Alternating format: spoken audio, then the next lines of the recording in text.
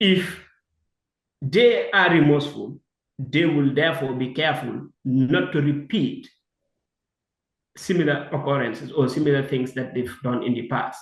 Instead, they'll be thinking of saving themselves and their lives for their families. And some of them would definitely, stay away from anything that could incriminate them from now onwards. But then this doesn't apply to those that are adamant and those that are not ready to cooperate. And thank God, from the look of things, it's like almost 90% of those that are not willing to cooperate are not seen physically in the Gambia or in anywhere within the sub-region where they could be captured, unless if they hide and come in, sneak in and out. And even in that case, they would also be extra careful because any small thing that they do, which is against the law, they could be exposed and then things would get really worse for them. So obviously, Gambians will not trust them. Gambians don't have confidence in any of them anymore. But then also, it would be fair enough for justice to be served for the victims at least to get justice. Because a lot of people, a lot of families cried. A lot of families lost their loved ones and their parents due to the recklessness of certain people, among them. Finally, Assan, what lesson do we draw from this? The media attention has been beamed on these junglers so much so that it has brought in a debate about, the implications, for instance, and also the fact that the TRC report has not been fully implemented. Like I said, each of them or anybody, for instance, who is mentioned in any case, has a duty and a responsibility to answer. For the case of Solbaji, when he came newly, there were some allegations against him. He was going to court here and there, back and forth, and later on, everything died down. So I don't think, in my opinion, that exonerates him still now. It is the duty of the government, for instance, whenever they are done, example, with this particular hybrid tribunal, to call each and every individual that is mentioned into anything that has to do with human rights violation, to come and answer to those allegations. Of course, when allegations are made, it doesn't mean that they are guilty. But then it has to be proven by a competent court of law, like I said. So until then, nobody will know who is guilty and who is not. And in the case of Saul Baji, we've seen that he kind of technically denied almost anything that he has been accused of. Because, okay, he couldn't testify at the TRC, or he didn't testify at the TRC, but then he came afterwards.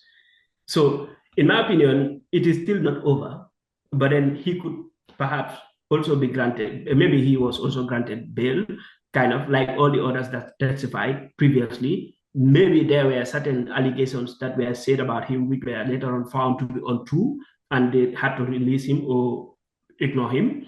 And maybe he's also confident that he has not done anything. And most of those, or some of those people also that testified, some would say they got orders from Saul Baji. But then the problem, like I said here, is evidence and witness. This is what is going to convince anybody to understand or to believe who is guilty and who is not. And that would always be determined by the courts. So let's wait for the court to determine whether Saul Baji and all the others are guilty of the allegations made against them or not. Okay. So, yeah. Assan, before I leave you, also there's been concern about Sana Manjang's demeanor and also his physical appearance. Some have noticed that part of his, I don't know, right or left ear is sort of cut off.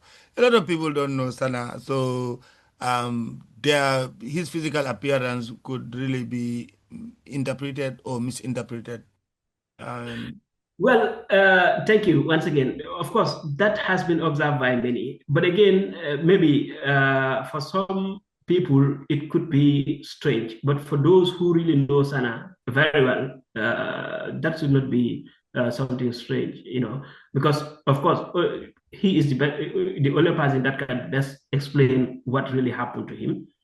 But in the past, we have seen Sana being mentioned in a lot of things, and there were times. In fact, this brings to this. The aftermath of the burning of the independent newspaper in which he is alleged to have participated. There were allegations that he got some bombs on his body.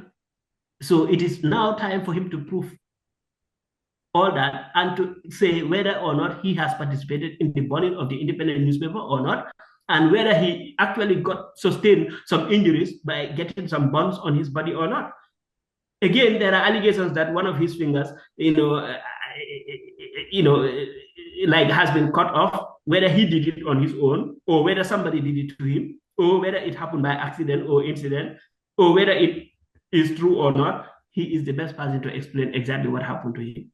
So these are all allegations, but what is certain is that we have seen at least some changes or parts of his body that are not actually in order.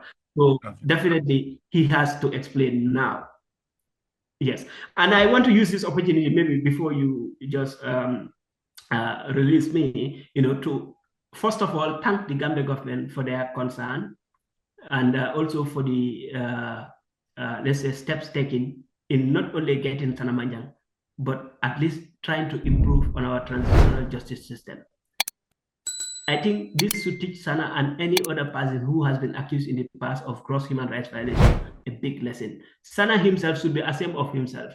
When he was arrested, we could see during the handing over, there was in fact some a particular security lapse that was done. That is where they posed with him without him being, in cuffs, handcuffed. He was standing in a line and so like a celebrity. He was given a rare status. And Sana himself never did that to his victims before. Maybe handcuff, you could see security trying to establish whether or not the handcuff is tied on his hands or not, because of the long journey perhaps before they arrived, just to avoid something happening to him also or not. That shows to him that there is changes. That should show to him that there is democracy now in the Gambia. That should show to him that people respect human rights. That should show to him that people don't violate rights, other people's rights, like he and others have been alleged to have done in the past. Sana would not give anybody such chances, for instance, in the past. He has always rough handled any other person that had a bad encounter with him. And another last appeal to the Gambia government is that in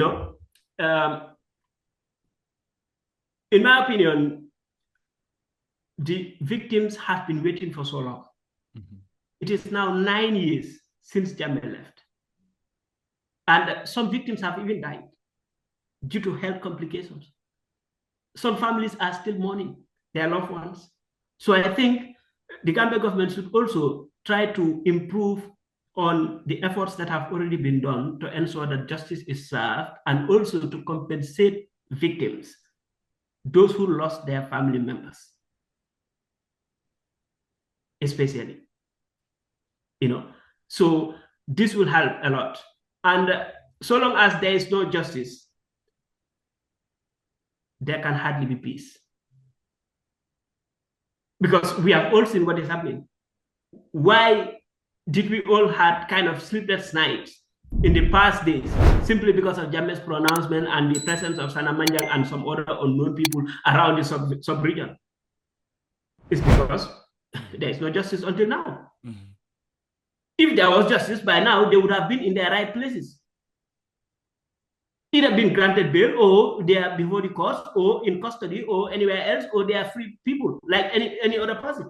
If you don't do anything, nothing will happen to you. But people should not accept any other person who will encourage anyone or who would participate in anything that would destabilize our country.